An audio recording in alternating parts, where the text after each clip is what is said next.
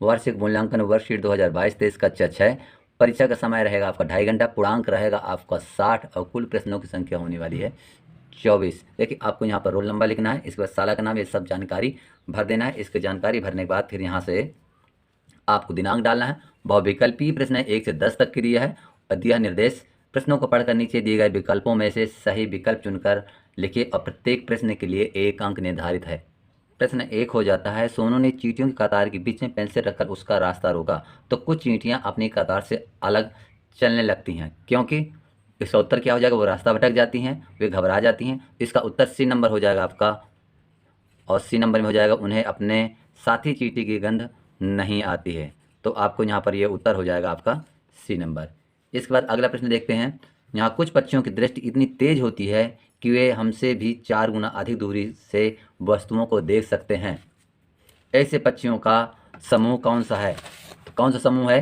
तो देखिए इसमें से आपका समूह सी सही रहेगा, और इसमें सी में दिया है चील, बाज, गिद्ध। आपको यहाँ पर सी लगा लेना है और पूरा लिख देना है। प्रश्न है, गाजर, पपीता और मछली का तेल किस विटामिन के स्रोत है? 1 नंबर का यहाँ प्रश्न है। तो विटामिन ए के, विटामिन बी, विटामिन सी या विटामिन डी? तो ये विटामिन ए के स्रोत हैं। अगला प्रश्न देखते हैं। तो हमारे शरीर की रोगों से रक्षा करने में भोजन का कौन सा घटक सहायक है? तो कार्बोहाइड्रेट है, प्रोटीन है, और आपका यहाँ सी नंबर हो जाएगा विटामिन, और डी नंबर है खनिज। तो आपको जो उत्तर हो जाएगा तो यहाँ विटामिन सी हो जाएगा, answer vitamin C, sorry vitamin, सिर्फ विटामिन रहेगा, सी नहीं रहेगा। सी नंबर उत्तर है, सी नंबर विटामिन। जब एक बर्तन में तेल और पानी को मिलाया जाता है तो निम्नलिखित में से क्या होगा? क्या होगा? ये 4 विकल्प दिए हैं। तेल नीचे बैठ जाएगा, बी नंबर पानी नीचे बैठ जाएगा एवं तेल ऊपर तैरेगा। तो यही इसका उत्तर सही, बी नंबर। आपको यहाँ बी भर देना है और लिख देना है, पूरा लिख देंगे, पानी नीचे बैठ जाएगा एवं तेल ऊपर तैरेगा। अगला प्रश्न देखेंगे, प्रदूषण रहित वाहनों का समूह है जिनमें प्रदूषण नहीं होता है। तो देखिए जहाज, कार, ऑटो रिक्शा, इन सभी पेट्रोल से या डीजल से चलते हैं तो यहाँ से प्रदूषण होगा। ट्रक, बस, स्कूटर, यहाँ से भी धुआं होता है, प्रदूषण होगा। साइकिल में नहीं होता है, बैलगाड़ी है और घोड़ा गाड़ी है। यही ऐसा समूह है जिसमें प्रदूषण रहित वाहनों का समूह है। और आपको यहाँ पर उत्तर में आपको यहाँ सी लिख देना है और पूरा पूरा इसको नोट कर देना है। प्रश्न नंबर 16 से, खून आना, घाव भरने में अधिक समय लगना यह किस रोग के लक्षण है? किस रोग के लक्षण है? स्कर्वी के हैं कि बेरी के हैं कि रिकेट से हैं या घेंघा के? तो आपको यहाँ लिख देना है ए नंबर और लिख देंगे स्कर्वी, ए नंबर स्कर्वी लिखेंगे।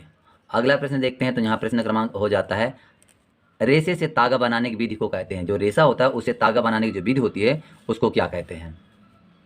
इसके विकल्प हैं दोस्तों, बुनाई, बंधाई, कताई या वस्त्र। तो इसका उत्तर हो जाएगा कताई हो जाएगा। आपको यहाँ कताई लिखना। अगले प्रश्न पर चलते हैं। तो निम्नलिखित समूह में से मेल खाने वाले समूह ज्ञात कीजिए।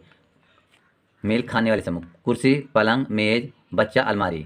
देखिए इसमें मेल नहीं खाता है, यहाँ पर बच्चा भर जाता है। गुलाब, चमेली, नाव, गेंदा, कमल, ये सब फूल हैं, लेकिन यहाँ पर ये नाव घुसा है। अगला देखते हैं, एल्युमिनियम, आयरन, तांबा, सोना, चांदी, ये सभी धातुएं हैं।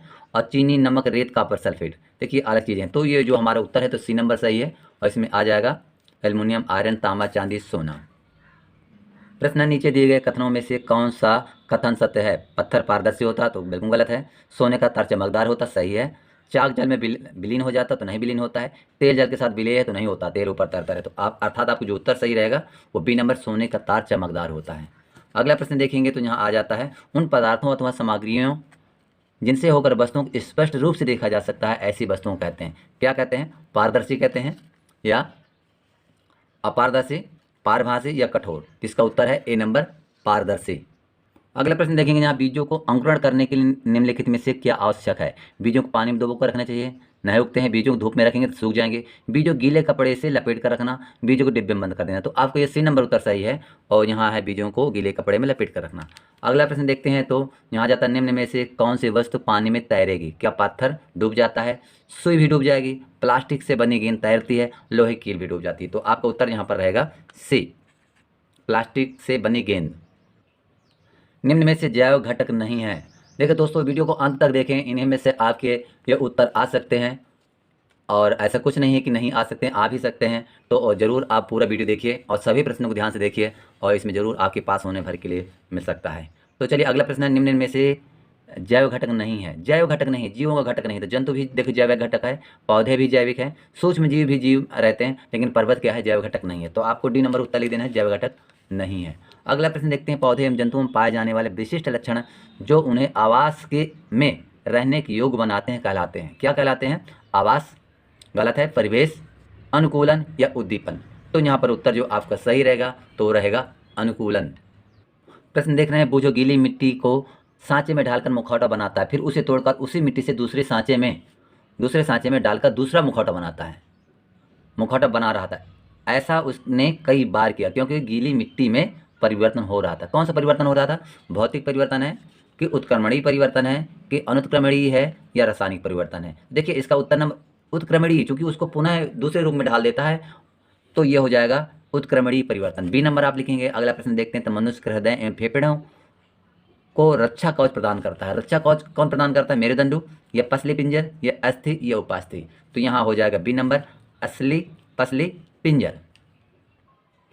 विद्युत परिपथ के में विभिन्न विद्युत धारा प्रवाहित होने की दिशा जो होती है, विद्युत परिपथ में विद्युत धारा प्रवाहित होने की दिशा क्या होती है? तो ध्यान दीजिए, यहाँ पर है प्लस से माइनस की ओर होती है या माइनस से प्लस की ओर होती है, ये प्लस से प्लस, यानी ये 4 विकल्प दिए गए हैं तो माइनस से प्लस, तो उत्तर यही हमारा सही रहेगा ए नंबर। यहाँ पर विद्युत सेल के ऋण से धन टर्मिनल की ओर विद्युत धारा प्रवाहित होती है।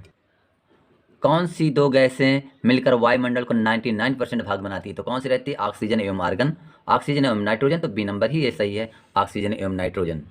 अगला प्रश्न है, वर्तुल गति किसे कहते हैं? घूर्णन करते समय अंकित चिन्ह से दूरी समान हो रहे, घूर्णन करते समय अंकित चिन्ह, यहाँ देख रहे हैं अंकित चिन्ह से दूरी असमान रहे।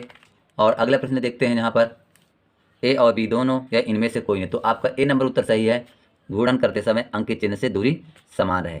फिर सूर्य ग्रहण के समय सूर्य कैसा हो जाता है? सूर्य ग्रहण करते समय कैसा हो जाता है? काला, भूरा, हरा, सफेद। तो यहाँ पर ये उत्तर हो जाएगा भूरा, सी नंबर। प्रश्न क्रमांक अगला प्रश्न शुरू हो जाता है, लघु उत्तरीय प्रश्न 11 से 20 तक। नीचे दिए गए प्रश्नों के उत्तर प्रत्येक प्रश्न के लिए 3 अंक निर्धारित हैं। अर्थात यहाँ दिया कोई 3 स्रोतों का नाम लिखिए जिनमें विटामिन सी पाया जाता है। तो विटामिन सी किन में पाया जाता है?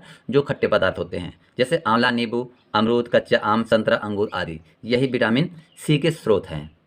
तो विटामिन सी के जो स्रोत हैं तो बहुत सारे होते हैं, ये मौसमी वगैरह ये सब हो जाते हैं। इसके बाद अगला प्रश्न देखते हैं, और आपको चित्र भी बना देना, जैसे आंवला का है, संतरे का है, और ऐसे कुछ ऐसे बना देंगे आप, ठीक है। अगला है, संश्लेषित तंतु किन पदार्थों से मिलकर बनते हैं? संश्लेषित जो होते हैं तो इनके उदाहरण आपको बताना है, तो इसको आप जरूर देख लीजिएगा। अगला प्रश्न चलते हैं, तो यहाँ दिया निम्न पदार्थों में से बनी दो वस्तुओं की नामक सूची बनाना है। जैसे लकड़ी से क्या क्या बनता है? मेज, कुर्सी, अलमारी बनती है। चमड़ा से क्या बनता है? बेल्ट, जूते, बैग बनते हैं। और प्लास्टिक से क्या बनता है? बाल्टी, मग, थैली बनती हैं। इसी प्रकार दिया कागज़ से बनने वाली कोई 6 वस्तुओं का नाम बताना है। तो कागज़ से बनने वाली क्या? डलिया भी बनती है कागज़ फुला करके, कागज़ की नाव बनती है, गेंद है, मेढक है, गुड़िया है, किताबें हैं और अखबार। मृत सागर में हम ऐसे तैर सकते हैं जैसे आराम से लेटे हों। क्यों? इसका कारण लिखना है। क्योंकि मृत सागर में नमक की मात्रा अधिक होती है, जिस कारण आराम से लेट सकते हैं। इस पर अगला देखेंगे, जीवों में संवेदी इंद्रियां कौन कौन सी होती हैं? कोई 3 इंद्रियों के नाम बताइए। नाक होता, कान होता, त्वचा है, आँख है, जीभ है। ये सभी क्या है? संवेदी अंग होते हैं।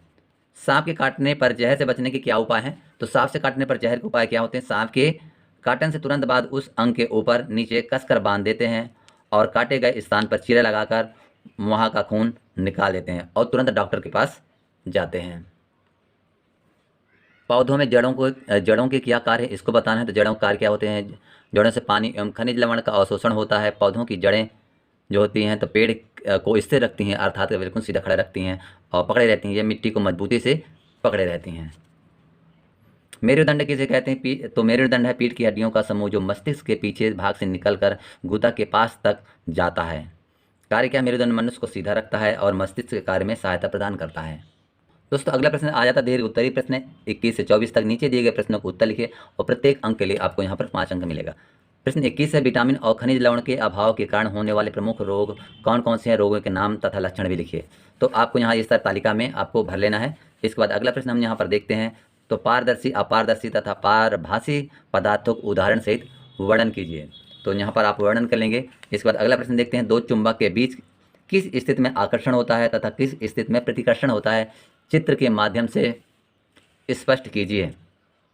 तो इसका उत्तर दे सकते हैं, प्रत्येक चुंबक के 2 ध्रुव अवश्य होते हैं। एक को न्यन अर्थात उत्तर से और दूसरे को यस अर्थात दक्षिण से। ये चित्र बने हुए हैं न्यन और यस, न्यन यस। अतः दक्षिण से निर्देशित करते हैं। यदि दो चुंबक के विपरीत ध्रुव एक साथ होंगे तो उनमें आकर्षण होगा। विपरीत कहने का मतलब है यदि यन यन होंगे, यन यस होंगे तो इनमें आकर्षण होगा, यस यन होंगे तो आकर्षण होगा। यदि दोनों ध्रुव समान है यानी यन यन अथवा यस यस होगा तो उनमें प्रतिकर्षण होता है। और यहाँ चित्र बना दिया गया है। अगला अंतिम प्रश्न है, यहाँ विद्युत खंभों या विद्युत उपकेंद्रों के पास चेतावनी या खतरे का निशान बने होने के क्या कारण है। दोस्तों वीडियो को लाइक शेयर कमेंट और चैनल को जरूर सब्सक्राइब कीजिए। वीडियो देखने के लिए आपका धन्यवाद।